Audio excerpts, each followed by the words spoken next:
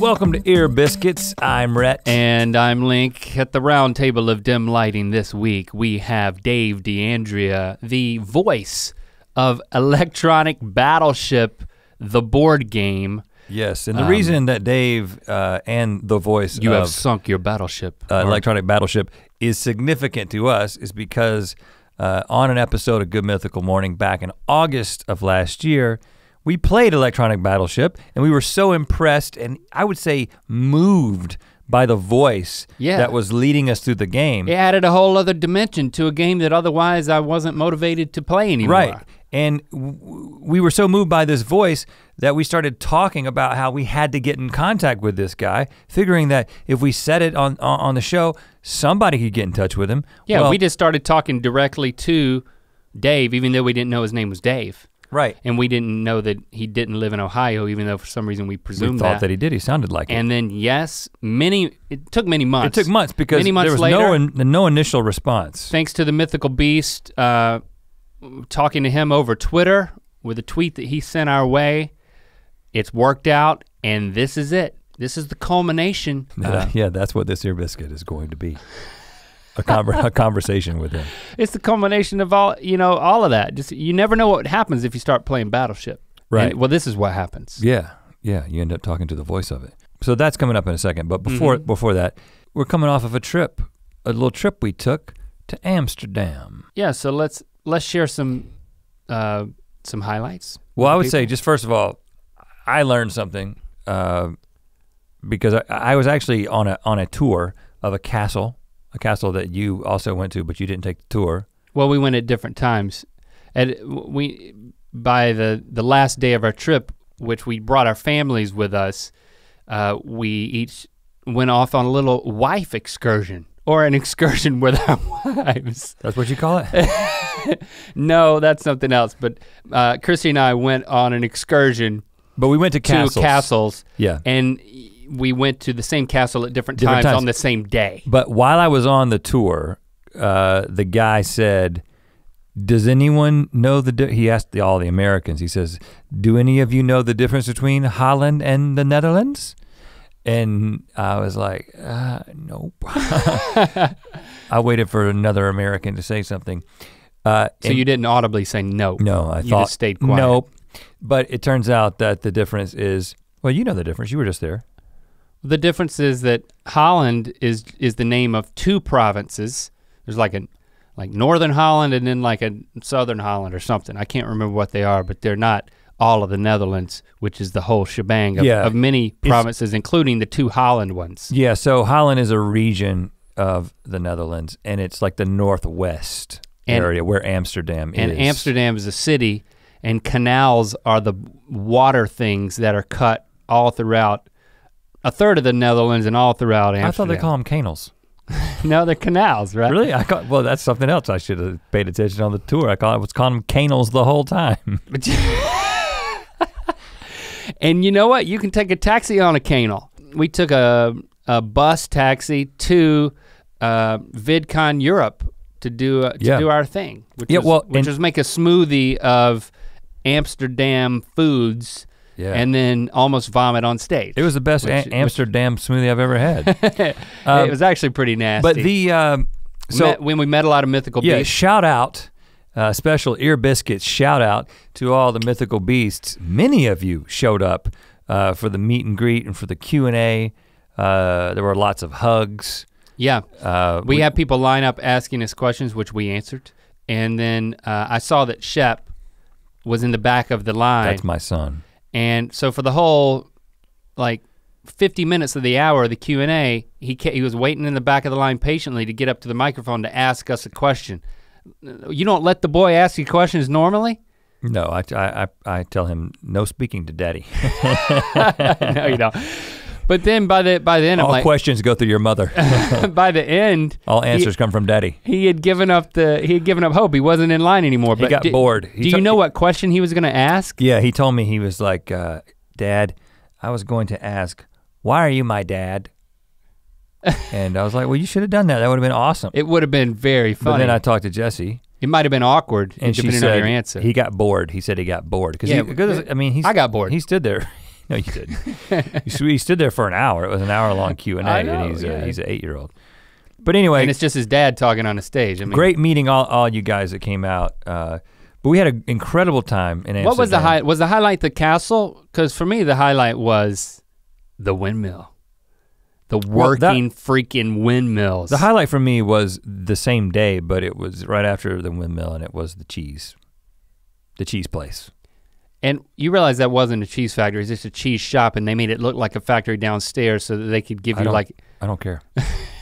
It was just a ploy to sell cheese. They don't actually make the cheese there. I got to taste 27 different types of cheeses. It was pretty good. I found myself liking cheese there a lot more than I ever have anywhere else. I enjoyed that whole day though. The windmills were great. Bus tour. We went to the chocolate place and we got to make the hot chocolate. But see, here's the difference. That was just a gift shop too, right? But here's the difference between They don't actually make it's not a chocolate factory. We had 11 people in our posse, right? Yeah. Our posse consisted of us, our wives, our kids, and some babysitters. Yeah. And I know what you're gonna say. It's fine. You can say it. We go into this chocolate shop. They called it the chocolate lab, which got me really excited. And which means gift shop. Yeah. But hold on.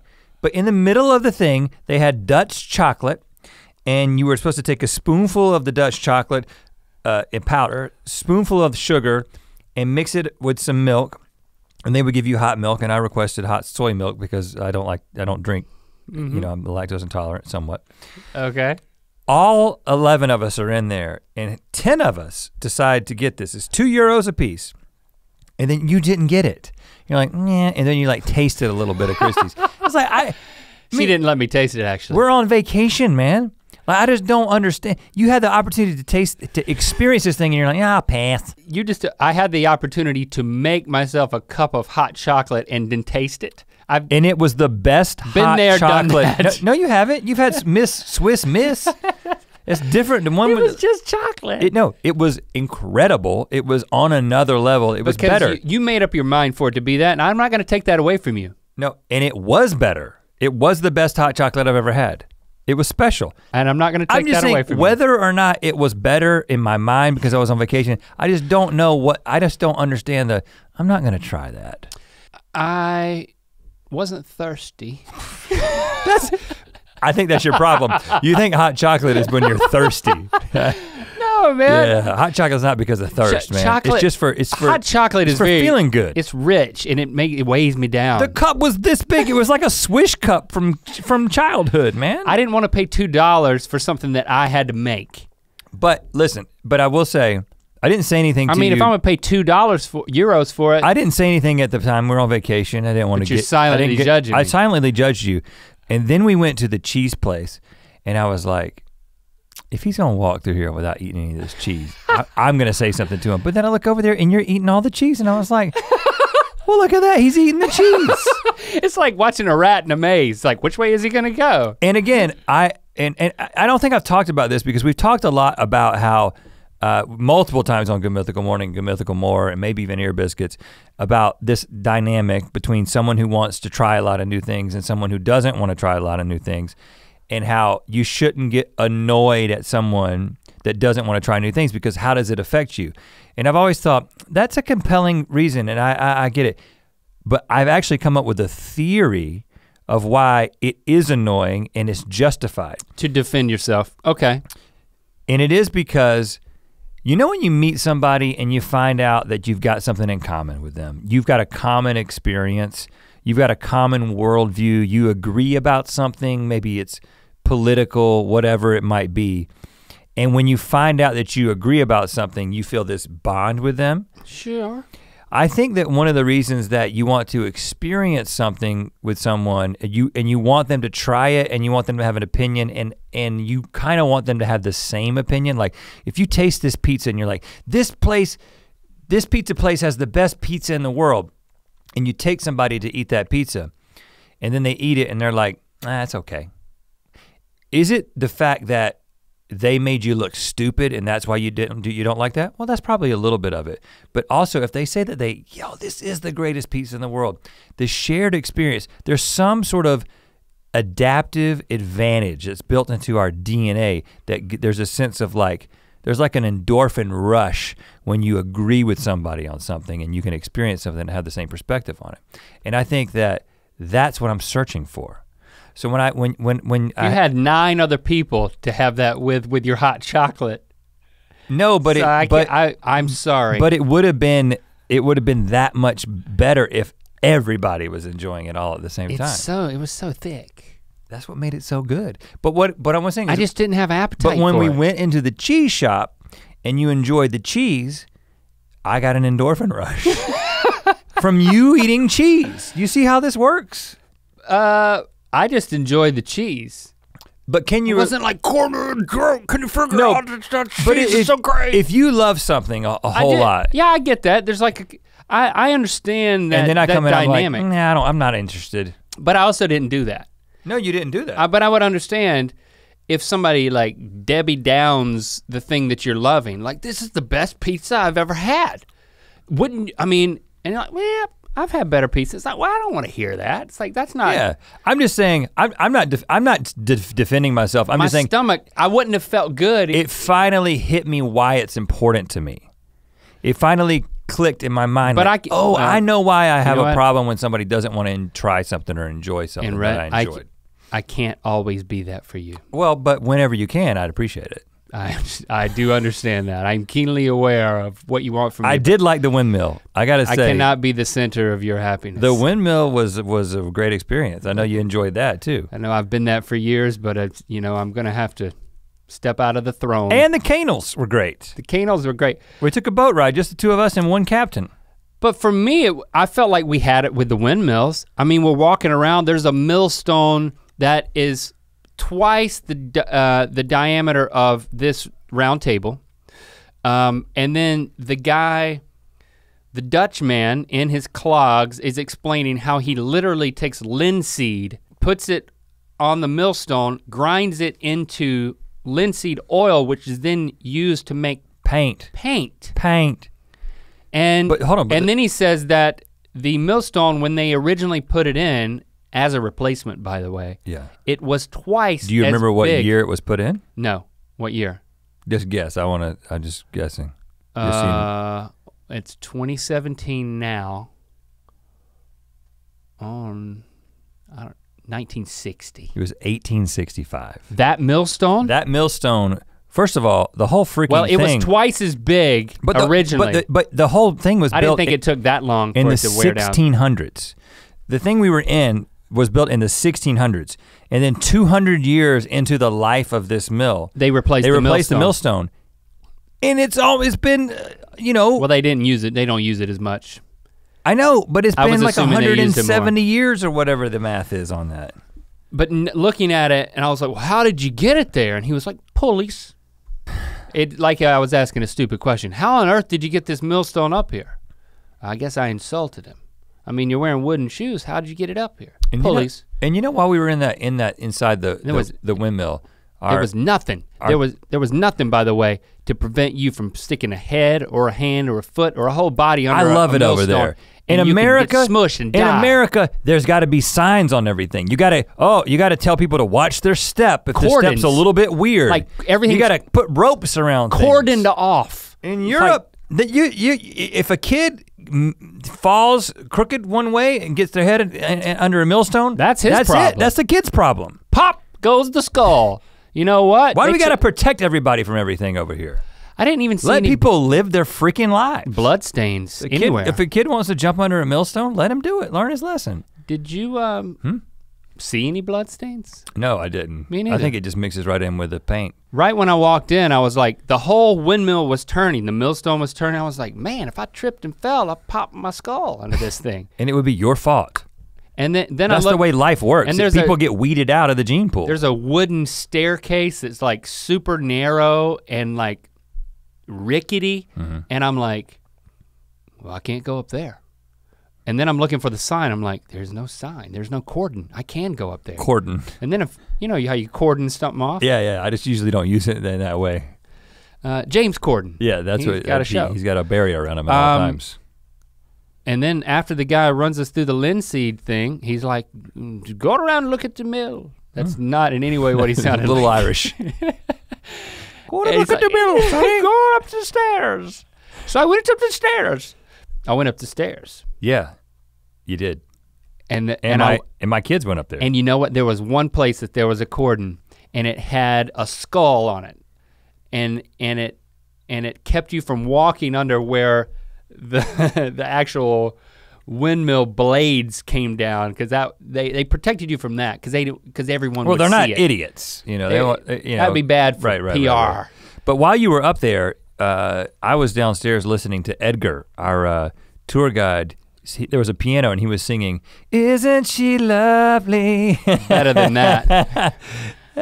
Stevie Wonder. Yeah, he was singing that in the. I heard him. It was echoing through the mill, and it's a memory I will never forget. That was a good moment. That was one of my highlights when he started singing Stevie Wonder in a Dutch windmill. And you know what? I enjoyed it too at the same time, and that gave you a thrill. Yeah. A windmill thrill. We'll have to go back sometime. There's no thrill greater than a windmill thrill. Just the two of us. No wife excursions or anything. Oh no. Well, we should probably bring them too. I'm always up for a wife excursion. Yeah. You know what else I'm up for? T-shirts. Yes, we are very happy to announce a number of new exclusive T-shirts in limited run. Here's one. T-shirts. What do you got over there, Link? Just yourself be if weird is you. That's something we said on Good Mythical Morning, but only for a limited time can you put it on your body in this shirt form. This is Boiled for Safety. You know we've got the Boiled for Safety mug, because Boiled for Safety is something that we say on Good Mythical Morning, and now we've got a Boiled for Safety T-shirt. Again, just for a limited time. Now, one cool thing about all these new- Here's a Wax Paper Dog shirt. That's the band that we were in high school. It's like got a cool faded retro. That's the thing that's in style now, apparently.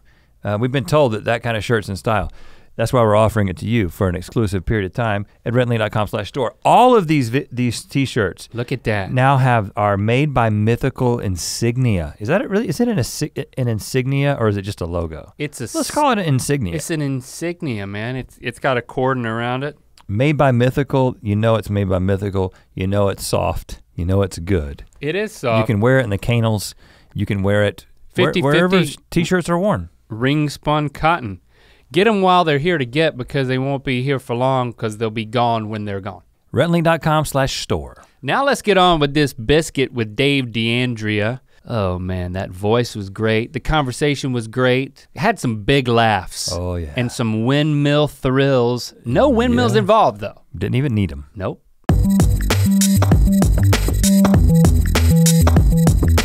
My son ate guacamole off of you. He's a hungry boy. He's a growing boy. You gotta eat that guacamole. Off your feet. Yeah. Oh, I couldn't see who was eating off of where. You thought the feet cheese tasted pretty good. Yeah, bringing them up right. Was there cheese on the feet? Oh yeah. There was cheese everywhere, man. Here, love up on that microphone. This is how we do it. All right. Like, see. Let's tell a voiceover guy how to use a microphone. Nah. Because I couldn't even hear you. Okay. All right, I can hear you. Is that better? That's good. This is the wonderful thing about the internet, is that we can have a conversation on Good Mythical Morning about how we gotta get in touch with this Battleship voice guy, and then months later, I mean, months, right? Because that was like August. It was last August, year. Yep. It starts to happen. We're all here, we're all hanging out. And because we're having our night on the town that we talked about. Welcome, Dave, this is it, man. Thank you, I'm so honored, But this truly. Well, we're honored too, because, see, I mean, I think, I haven't watched it back. You've watched it back, just kind of refresh yourself since it's been like 6 months. Refresh yourself. You gotta refresh yourself before you refresh yourself. But did you refresh yourself? I did not refresh myself. I refreshed myself for both of us. But we had You guys should do voiceover. really? Hey. Voiceover What kind of character would this be? Dog food commercials. I'm a refreshing I'm a dog. I need to refresh myself with some dog food. If they bring back like the Popeye cartoons, those could be like some side guys, the old crusty. Popeye's my buddy. I'm a sailor. I'm not. Spinach is really refreshing. I don't get that spinach guy. I don't understand. He's got a lot of muscle in his forearm. It's weird. It is it weird. a tumor? Does he have tumors in his forearm? Infection from the tattoo, I he think is skips what happens. bicep day. Yeah. But we had You tell me, because you just refreshed yourself and watched it back. Let me just say this, ironically, I'm having a voice issue today. I don't know if it's like intimidation that you were gonna be here, or the cold that I'm coming down with, but my voice is crackly. I've got some tea, I've got water to back up the tea. Got the crackly voice. But I might just be a little intimidated. You say you're getting a cold? Yeah. I'm just gonna stay over here. I mean, that's like the worst case scenario for a VO guy. You don't, you try not to get. What do you do? I think that's that would worse. be worst case scenario. What's your, how do you fight off colds? You try to stay healthy. My kids are homeschooled, so they're not bringing anything home with them most of the time. Oh, right, they just keep it right there That's at right. home. You keep them in there. But you just, you try to stay healthy and stay hydrated. You That's look Link's healthy. philosophy. Look at how healthy he looks. There. Yeah, healthy guy. I mean, this is dim lighting. What's that mean? Everybody looks pretty good in this lighting, but I mean, I was thankful for the dim lighting. Your pallor, you got a good pallor for a voiceover guy. But you don't have to look good as a VO guy. You see the sign. That's the whole thing. You look good for a VO guy. I'm in my little padded room all day. Got a great face for radio. You know that joke that everybody's dad makes? Yes. But what I've been trying to say is I make that joke all the time, actually. Well, you're somebody's dad. It's a great joke for you to make. Yeah. But we can't make it. No. Just kind of did. We'll let you have it. We've had faith in, this is what I've been trying to say. Yeah. We had faith in the internet that the internet would bring us together. I mean, we didn't we had the battleship and we were playing it. Well, and I would just say that we didn't read, when we started talking about the battleship guy, we were just like, all right, we want to meet you. We started talking to you through Good Mythical More, but we didn't look on the box or Google anything. I think Eddie may have Googled stuff, and I'm like, I don't care about that. Nothing came up. Nothing came up with your name or anything. It was like, but we have faith. It may take weeks, it may take months, it may take years, it may take a lifetime, but we will meet. And this is it. Our faith in the internet holds strong because of this moment. This is a tent peg. This is going in the ground, so when I start slipping and my faith in the internet just is wavering and I'm sliding, I'm gonna grab this tent peg. And I'm gonna say, you know what? I remember when I would put this one in the ground, this is when we knew we were gonna meet Dave, and then we did. But you're also assuming that Dave is the guy that does the game. I mean, he said he's the guy that does the game. Actually, lots of guys in your comments said they were the guy that did the game. Right. Not the guy that did the game. But there's only, That's true. But there's only one way to prove that you're the guy that did the game. You're the guy that's here and we've got the game. Right. The battle has begun. The battle. Oh, sorry. How many things are you saying? Shut up. Press 2 for 2-player game. See, they had me do like just a line It does sound at a like time. him though. I mean, I already know it's him, man. The tone is the same. So the battle has just begun. The battle has begun. That's him. He's in the game. And then what else did you say? Press I don't know. I did this like 5 years ago. 5 years ago? It was. This was so funny because I did it and I didn't even know exactly what I was doing the voiceover for. I thought maybe it was like a little handheld thing or an app. I didn't know. Well, when you say you've sunk my battleship, that can only be one Well, thing. I knew it was Battleship, but I think this was right around the time the film came out. And then a couple years later. Rihanna was in that. I don't even know if I saw it. Did you meet Rihanna? I didn't see it. Well, oh gosh. So this interview's over. that was really what that's all was leading to. We thought you had Rihanna's number. Well, we were hoping you'd bring her. No, sorry. We left the space and everything. He didn't bring Rihanna. Oh, God. Abort. What a disappointment. You just sunk our battleship. You sunk our battleship of hope. I'm sorry. I'm sorry to disappoint. Can you say Rihanna sunk your battleship? In the voice? Yeah. Rihanna sunk your battleship. Okay, then that just made up for it. We can continue. You're definitely the guy. Yeah. We don't even have to play the game. How long ago? It was about 5 years ago. And then a couple years ago, a friend of mine said, hey, are you the voice? We just bought this Battleship game. Are you the voice on there? I'm like, no, I didn't do any Battleship game. Totally forgot about it. And he was insisting, no, I'm pretty sure it's you. I said, well, play me some of the audio. And so we did them. Oh yeah, I totally did that. That's me. You had forgot. I did forget. And then a month ago, or whatever it was, somebody sent a message to my wife. And we're home binge watching Little House on the Prairie or whatever we were doing. Is that a joke? No, we're on this binge right now, Little House on the Prairie. Hey, that's cool. You know what? Hey, there's a lot of like 9 seasons. We're on 5. You know what? We've homeschooled our kids as well. We only let them watch Little House on the Prairie. We cool. We understand. Well, it's a great show. My kids are watching Big House on the Prairie now. Yeah. I don't know about that. But so my wife yells out, Rhett and Link want to meet you. And we've been, we watched the show and got the mug and the whole schmear, Oh, and really? You had the mug? Yeah. I think my son got it for Christmas a year or two ago. So, but I wasn't really familiar with the other channels, like the 20 other channels that you guys have, just the main one. Yeah.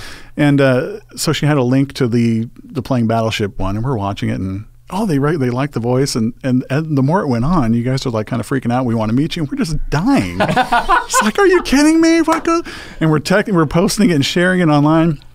Well, and then I will say, we sorry to interrupt, but we assumed that you were from Ohio. I mean, that was one of the things that we said. Yeah. You said, I assume he's walking around in America somewhere in the Midwest, and then somehow we landed on Ohio. Yeah.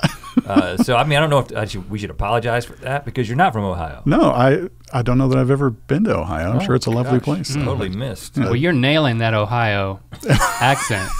What we meant by that is that you have a voice that doesn't have any discernible accent. Like you have like the American neutral voice. accent. It speaks to everyone. I hope so.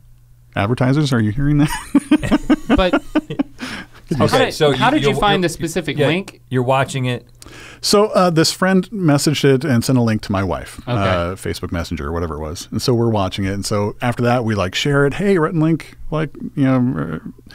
enjoy it. And then we didn't realize until a little while later, we looked at when it was posted. And it's like, oh, this was from August of last year. This is so last year. They're done. Nothing's going to happen Moved here. on. Rihanna never. Yeah. But just in case, I'll send out a tweet. I did a little video. I'll send out a tweet, and I'll message them on Facebook, and I'll email their their producers or whatever I need to do. Uh-huh. And then the Mythical Beasts on Twitter kind of took over. Oh, we found him, and Rhett and Link, you have to have him on. They saw your tweet. Yeah, and because I went to you, and apparently they see everything that goes to you. Right.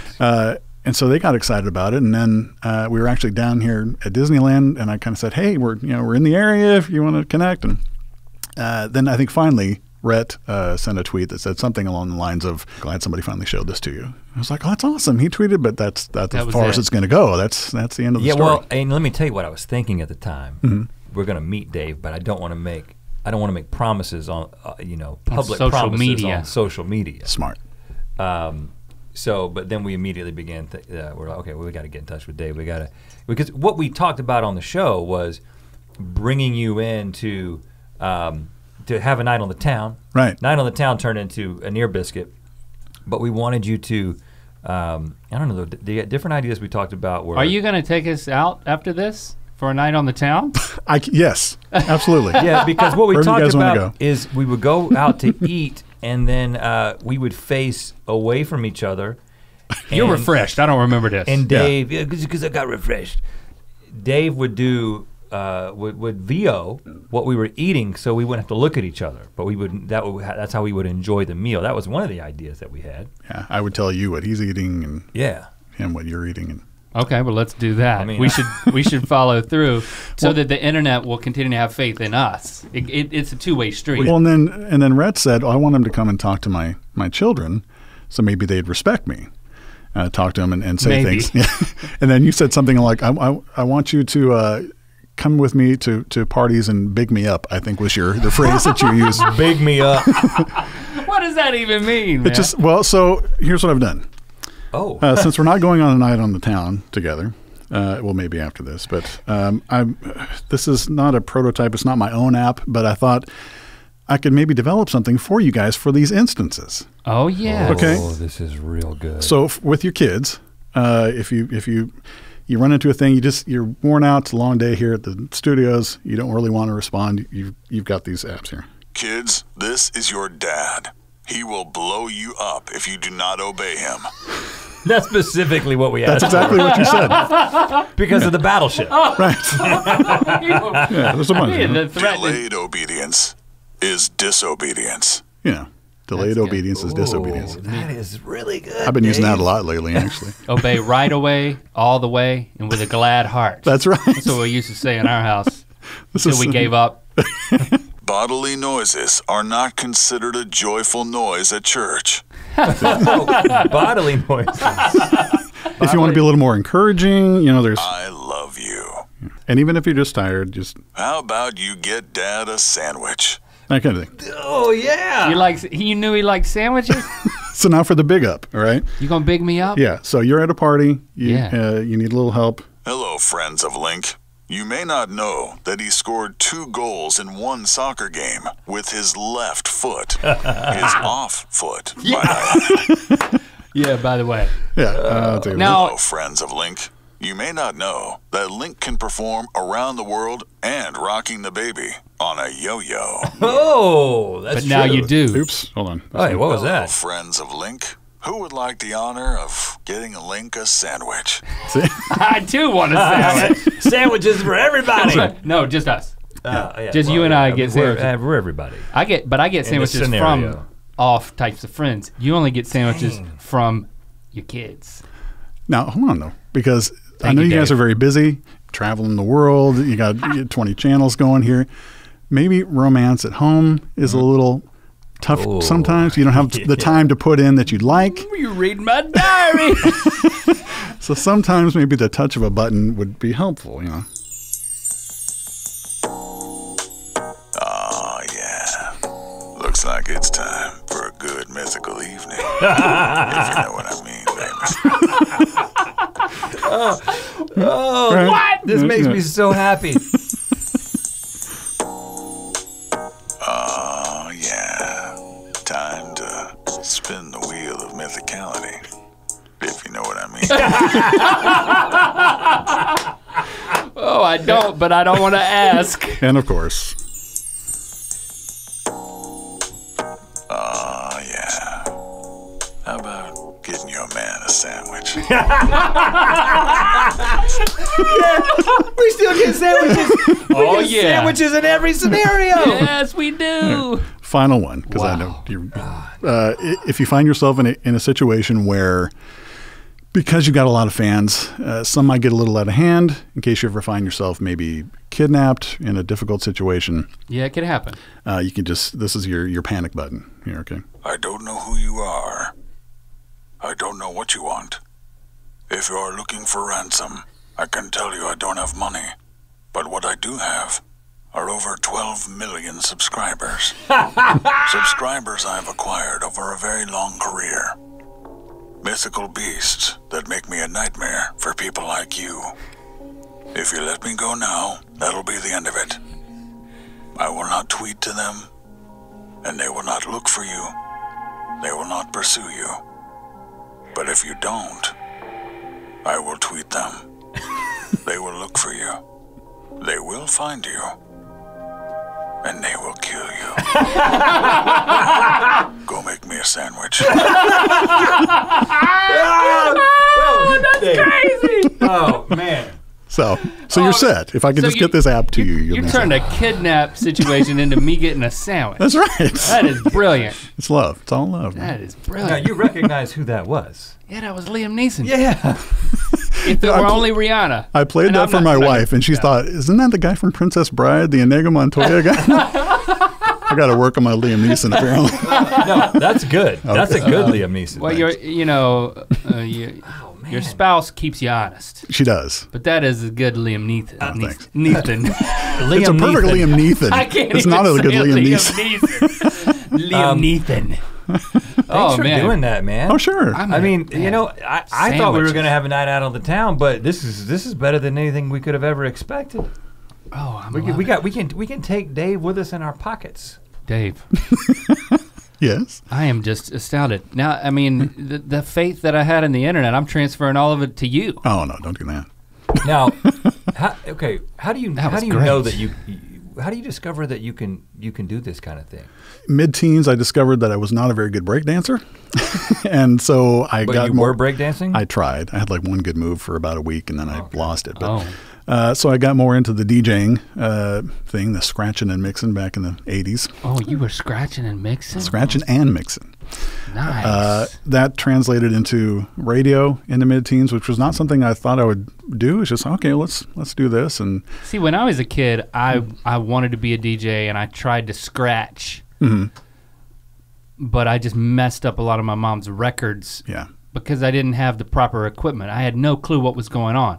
But you had 2 turntables, and you were You actually figured it out? Yep, working in under 21 dance clubs at the time, and yeah, just learning things as I went. Back then, had the VCR ready in case anything came on that I wanted to see, ready to tape something, and check it out and see how they do it. But but yeah, so from that into radio, and then really just maybe 10 years ago, I was introduced to the broader world of voiceover. A friend came into the studio, and there were a few these casting sites, kind of like acting, I guess, where you somebody posts a job or something they want, and you can audition for it, and either they like it or they don't, and you can get hired for it. And I slowly started doing more of that, and got out of radio and stopped doing it. So you were using the radio equipment after hours to get I your had side permission. job. I had permission to use the radio equipment from the radio station, and I was also producing a show at home for my church. They'd have like a daily show that they have on,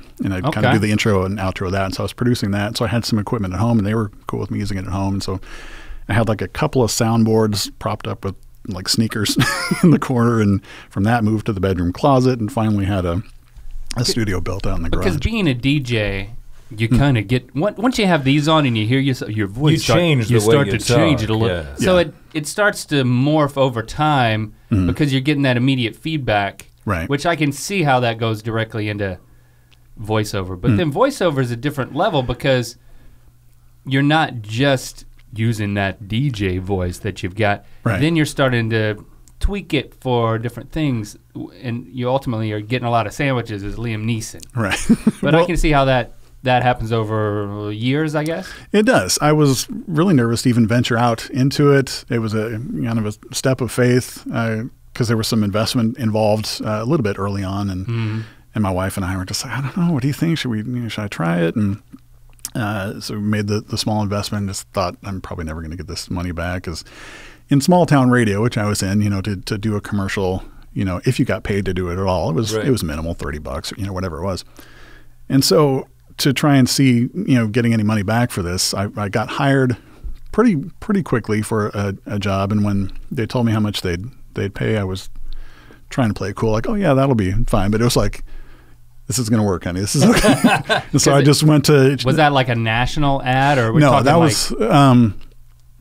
I'm trying to even remember what it was for. It wasn't national, maybe like a regional or maybe somewhere else. But I thought, okay, this could probably happen, and we kind of took it step by step. It just kind of grew from there to where I was finally able to maybe go like halftime at the radio station, and finally it's like, okay, let's just keep going, and it's been great. I think I had a false sense of security that I was afraid to step out, because the radio job felt like a job. It's like a regular job.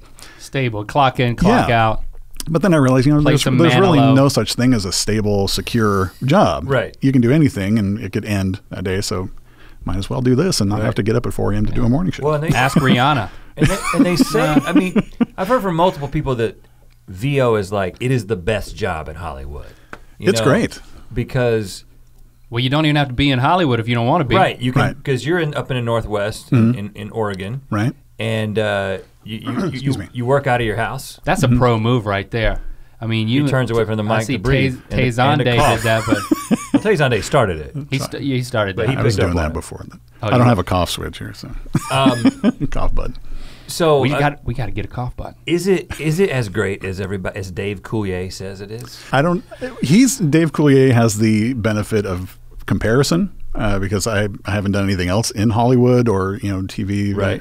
This is as close as it gets here, I guess, for me. You were not in any episode of Full House. No, not to my knowledge. And so, but it's a wonderful community of people. There are some things that you still kind of have to live down here for, like a lot of animation and stuff. They kind of want you here doing because that. they want you to come in with like a director or whatever in person. But there's a lot of stuff where I can live there, and because of the miracle that is the internet, I can do stuff from my garage, and it goes all over the world. And do you think we've got it? We got what it takes? Because you got the equipment for sure. Yeah. My voice is. I don't think I've got it. You can be honest. Hold on, but I've got like it's not about the depth of the voice, is it? No, in fact, you were Mine talking has about like having a piercing thing. It's like there's sometimes something it's got caught. no, but like a monster truck commercial when there's a lot of like a guitar playing, you want somebody who can pierce through it, or like a car commercial. Hey, the monster trucks are coming to town. Yeah, Get your ticket now for Dorton Arena. Yeah, Dorton Arena. the misconception is, because you That guys hurt, start by off, the way. you got to be careful. I didn't do that right. That, you know, being a DJ previously is an advantage, but it's actually kind of a disadvantage because nowadays they don't really want you to sound. Most of the auditions I receive, no announcer types. Don't want anybody who sounds like an announcer. They want somebody who sounds like they're just From Ohio. yes, just a neutral, normal guy. A lot of times they'll describe it just like you're sitting next to a guy at a restaurant, just talking to your best friend. That's what they want a lot. Of course, then they always choose the announcer anyway. But but that's what they want, more of a natural thing. So if you were just being yourself, I think there's another misconception that you always have to have some kind of big, you know, monster voice when you don't. I think they want normal sounding people in a variety of different things. How often are you, because just your normal talking voice is like, I kind of feel like I'm listening to like a commercial for like coffee or something. It's like, it's warm caramel. and it's, Like, you know. Like the cream on top of the coffee. Yeah. Can Like you, the froth. How would you talk about the cream that you put in your coffee? I don't drink coffee, so that's a downside. But Well, that's your task I'd as have a to performer. act. That's the acting part. Right. What about froth? If you don't like coffee, you can suck off some froth, Suck can't off some you? froth. Just slop that froth in your mouth, man. I'm really trying to be careful what Okay. what I say. But how often, what I don't know what that means.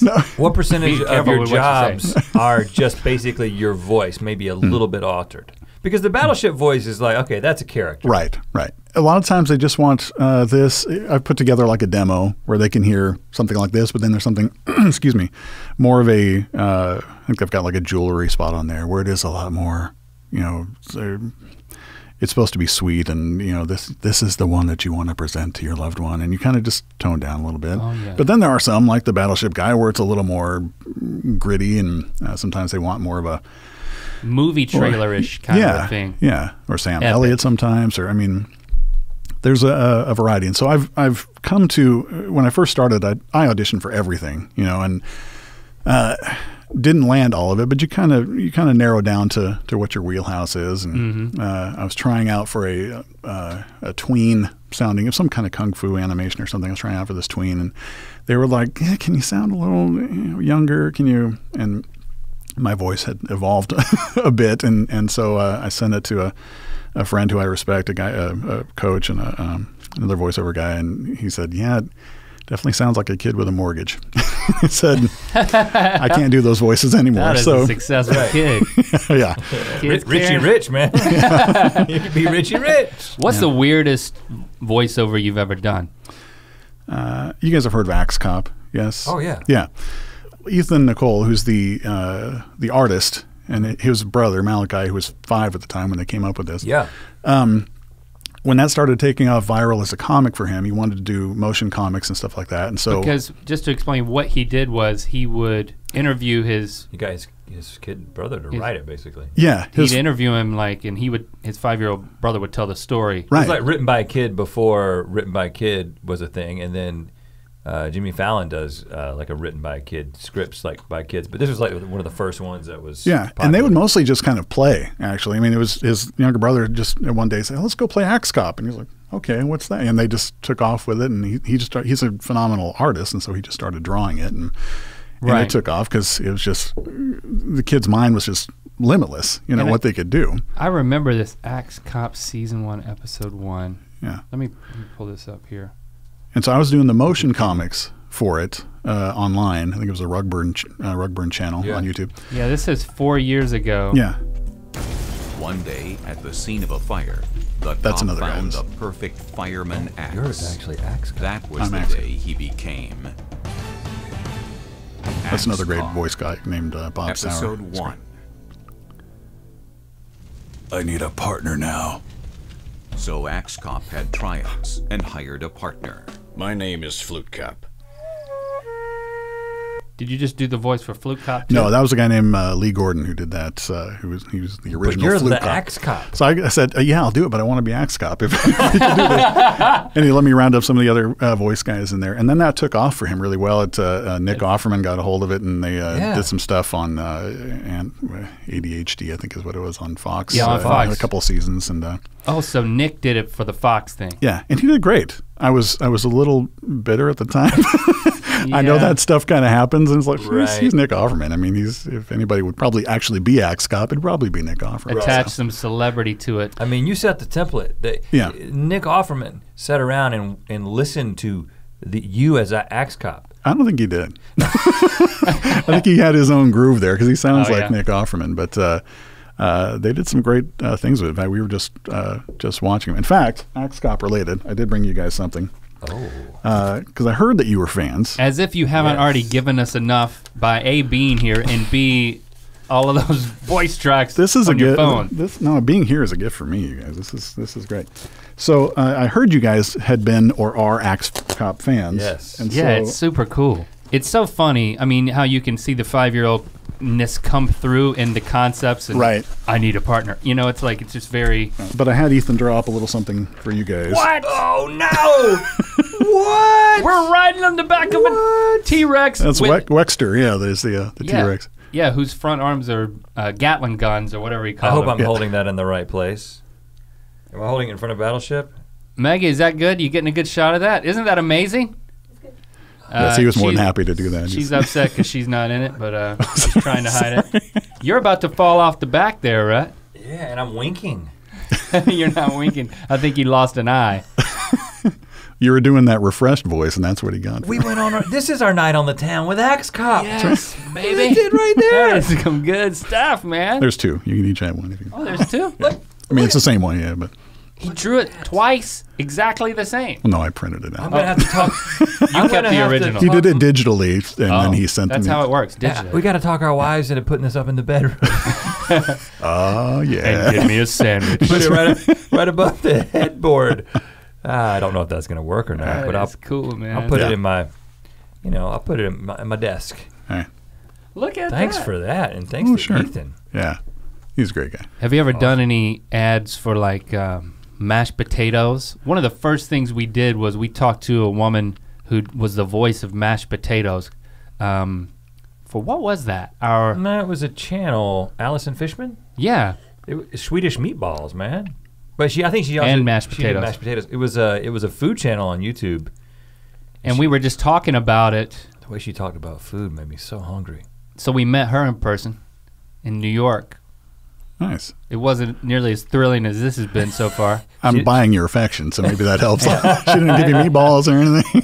Have you done any Swedish meatballs? I have not done Swedish meatballs, but mashed potatoes. I am the voice for Simply Potatoes, a product right now, which you probably heard on the Food Network, perhaps, or other places. No, yeah, but it is a kind of a potato-y voice. In fact, on my site, DaveDeAndrea.com, I think the video's right on there, but they wanted me to channel a bit of a Donald Sutherland, just how he talks really, kind of quietly about orange juice or whatever he was talking, something that he was doing. How did you know? How did you? Maybe I must have. Did you sense read something about potatoes? You looked at me and thought, potatoes. No, but I'm serious. Axe Cop and potatoes. It's warm and it's warm and it's starchy.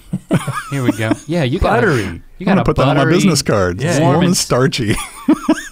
And frothy. Yeah. You got a frothy voice. All right, let's hear this. Some call it a spud or a tater. At Simply Potatoes, we call it our calling. To bring you fresh, never frozen potatoes, grown close to us, where they're simply peeled and prepped for real potato goodness that goes from farm to fridge to that oh so delicious moment on your fork. Simply made, simply satisfying, Simply Potatoes. Man. Yeah, but what are they? You see the packaging there? I think they have a variety of products in your freezer section. It's potatoes? It's not fake. It is potatoes. Yeah, it's simply potatoes. What else is it though? It's just simply potatoes. Is there what else? That's the whole point. But what else is in there?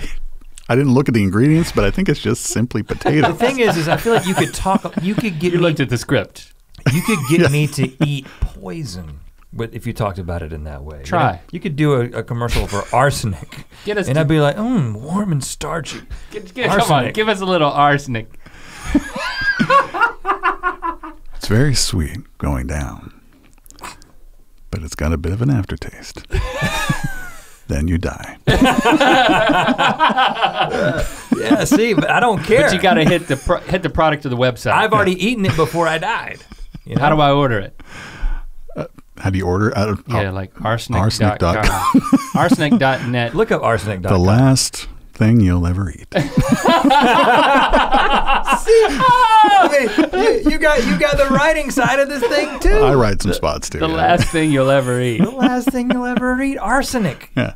So arsenic folks, you can call me or look at my website. But look at arsenic.com. See if that's a thing. What am I searching for? Arsenic.com. Why am I searching for it? I'm just going to go to it. I'm going to type it up here and go to it. Arsenic and old lace. What is that? Resources, old movie. curios, supplies, and fine gifts. Hold on, we can get a personal. Whoa, we're in an occult shop. Okay, yeah. We got to get out of here. Yeah. Back out quickly. Back away. Incorrect. Oh my goodness. Let's go back to Dave's website. Yeah, Dave's website. Oh, It's a safe, family-friendly place. Okay. Oh, you do a Morgan Freeman, I see. I do get hired every once in a while to do a Morgan Freeman. Oh, you know, That's interesting. We could have used you recently. Man.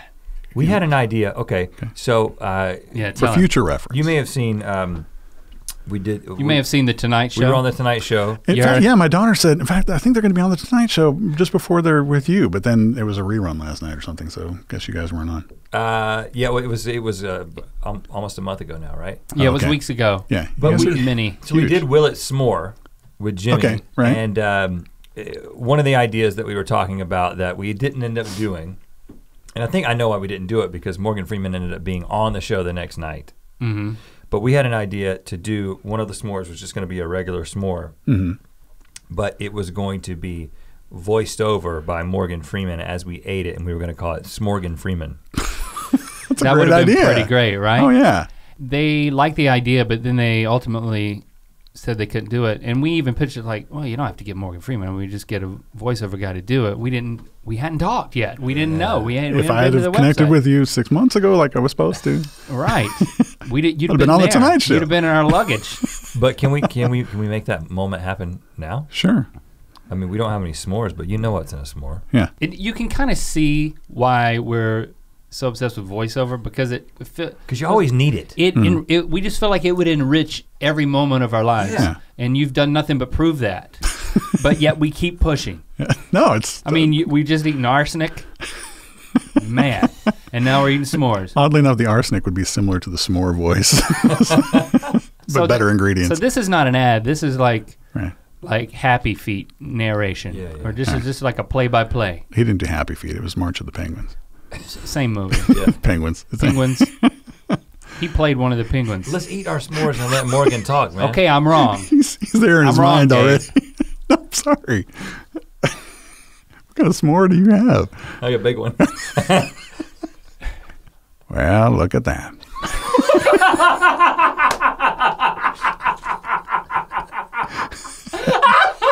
You can't laugh, man. You can't laugh. You gotta just let this happen, man. Try to control yourself. Okay. Well, he laughed. I think I laughed because you laughed. Oh, that's true. I'm not gonna eat mine yet. Crisp graham cracker. Lightly toasted marshmallow. And a big old hunk of chocolate. This would have been perfect. Oh, I know. Why did they should have done it. We don't need the Tonight Show. This is Ear Biscuits. SmorganFreeman.com. The last thing you'll ever eat. What's in that s'more? What's Morgan putting in the s'more? Just a touch of arsenic. Oh, Dave. Let me eat mine. You can say the exact same thing. I'm sure it'll be thrilling. It looks like Lynx got a little too close to the fire. But some people like it that way. Taking a... He looks a little distraught. Now he's happy. But that was no marshmallow. That was Penguin. Oh man! Man, you just can go right into that. That's good. One that I have gotten more comfortable with. It was one where I was auditioning for it, never getting. In fact, this buddy of mine, Paul Hernandez, and I would go back and forth trying to do that and audition for it, and never get it. And And then never getting Morgan Freeman never getting sounded like specifically. Right, correct. And then I grew a little more confident. In fact, I was at a voiceover workshop one weekend, and the guy who was coaching it was away, Pat Fraley, and so we were kind of just goofing around, reading scripts. But then some of the other voice guys started kind of throwing out their accents and things that they do, just kind of like what do you got, kind of thing. And I was like panicking, like, I want to do this, but I've never really done it in front of anybody before. And I thought I could just go do an old New York thing or something, just something stupid, and I'll try it. But while I'm reading, I'm hearing them go, he's doing Morgan Freeman. That sounds just like Morgan Freeman. It's like my confidence boosted up a little bit. And so then I worked with actually worked with a dialect coach for a while on that one too, just because there's some subtleties in there, because he's got a very unique voice, obviously. Yeah. And so it's getting honed and a little better. And it's just a fun one to do, and it doesn't hurt me at all. Some of the, like Battleship, I do that for an hour and I'm through, for the day. But Well, for Morgan Freeman, from a legal standpoint, I mean, you're saying that there's people putting out auditions for, I want it to be like Morgan Freeman, but if you nail Morgan Freeman's voice, isn't there some sort of legal ramifications to that? I'm sure there is. Oftentimes they'll say we want it to sound kind of like Morgan Freeman, but not exactly like Morgan Freeman. Right. I did something for Select Quote Senior, I think it was, and it kind of had a Morgan Freeman vibe to it. But sometimes they do, but it's not really like a national broadcast thing. It may be for somebody's website or tutorial or something like that. So, but if it got big, you might be in trouble. You wouldn't be in trouble. You wouldn't be in trouble. I might. I don't know. I should probably look into that. No, let's I think you're in the clear. But when they called, I'd just say, it's all right. Morgan gives his permission. That's right. I got him right here. Talk to him. He's right here. He's cool. He's totally cool. You're on FaceTime, idiot. What are you talking about? We can see you. Can't get in trouble. Oh, that's great. But then you're talking about preserving your voice through the more painful.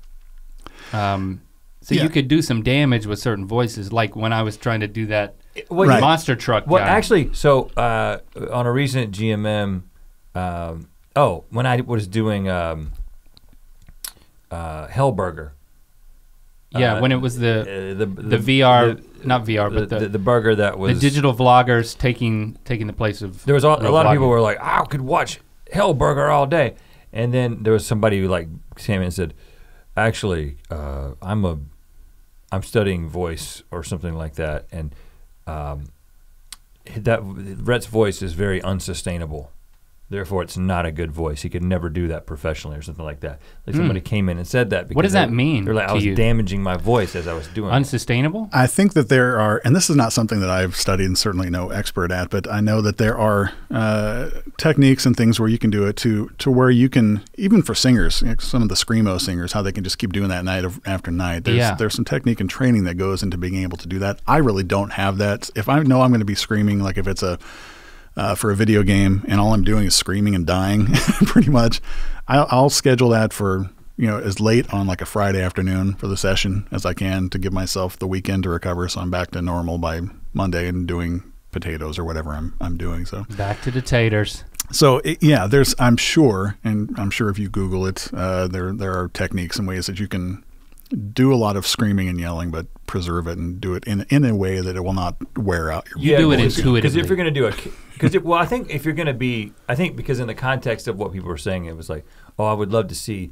a Hellburger show or whatever. It's like, well, he couldn't do that because it's a voice that if you're going to do a character voice, you got to be able to do it over and over again. Mm-hmm. Do you have Battleship at your house? I do. After that friend called and said, I think this is you on this game, and I was like, right, yeah. Then we immediately went out and got it and had a kick out of playing it. Do you like it better than just the regular old?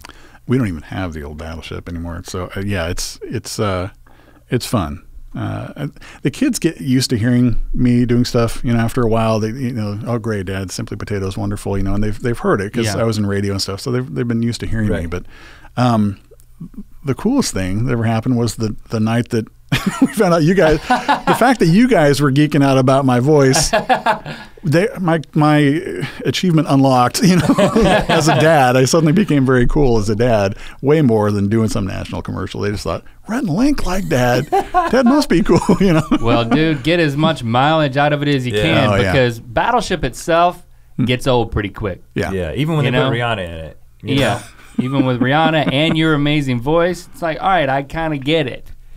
You know, you sunk my destroyer and my what's that other carrier? Aircraft carrier? Yeah, all the carriers. Well, it's kind of, and I don't know who the other guy is on there. There's a couple other voice guys on there too. Losers. But, I thought they were, the one guy almost he had like a Muppet kind of thing going on. It was really awesome. I don't know who they were, but that's a compliment. It was cool. I really like one of the, for each player when they do stuff. I'm disappointed to hear that you don't have like a Battleship guy voice reunion every year. Well, we pictured you all in the same room when that, just playing the game. No, I was in my studio in my garage in Oregon. I don't know who those sailor suits, the three of you, like right. In the Navy. We can make that happen. In the Navy. If you were one of the other voice guys on Battleship. Oh. Yeah, next time on Ear Biscuits. You work in that internet faith. I like that. Right. Well, dude, thanks for selling arsenic to us. If you had it on pleasure. you, we would all be dead, or at least the two of us yeah. would be. We're gonna enjoy some Simply Potatoes later, and my wife is gonna be hearing your voice tonight. Whoa, that's weird. Yeah. My pleasure. Thanks, guys. Yeah, thank you.